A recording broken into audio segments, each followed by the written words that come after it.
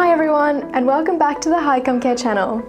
This is episode 3 of our series, Get Along with NDIS, where we help people who are new to the NDIS to better understand the system. In this video, we will discover the 4 eligibility criteria that the NDIA take into account when considering your application.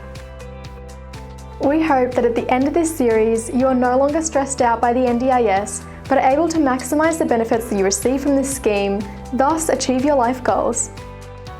The first factor to consider of whether you're eligible is your age. To access the NDIS, you must be under the age of 65 at the time that you apply.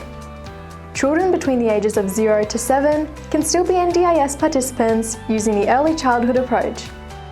For people over 65 years old, the support options available to you may vary to different situations, but if you start receiving NDIS services before turning 65, you can continue to receive services through them once you cross 65.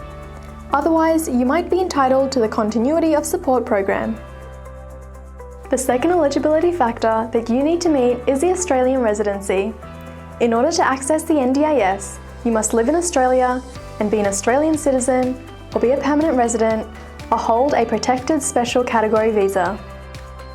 If you do not meet this criteria, then unfortunately you are not able to access the NDIS. You may want to contact your local area coordinator or your early childhood partner to see if they can connect you with other government services. Wondering who they are? Check out episode 2 in this series to find out more.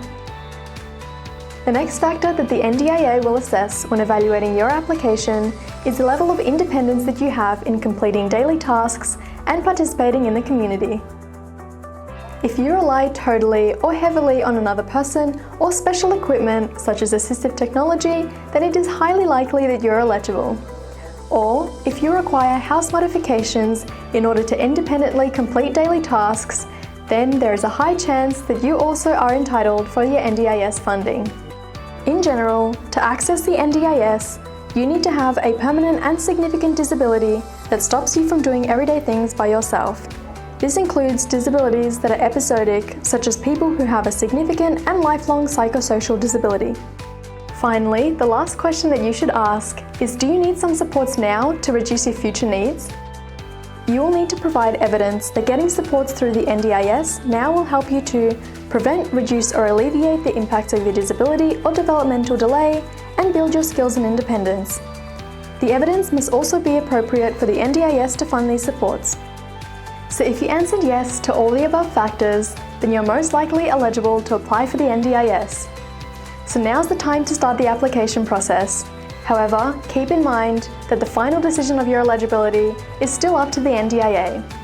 We hope now that you are certain about your eligibility, and we wish you all the best on your application process. If you are still confused on how to get started, please feel free to contact us at HighComeCare Plan Management. If you found this video helpful, please like and share. Thank you, and see you next week.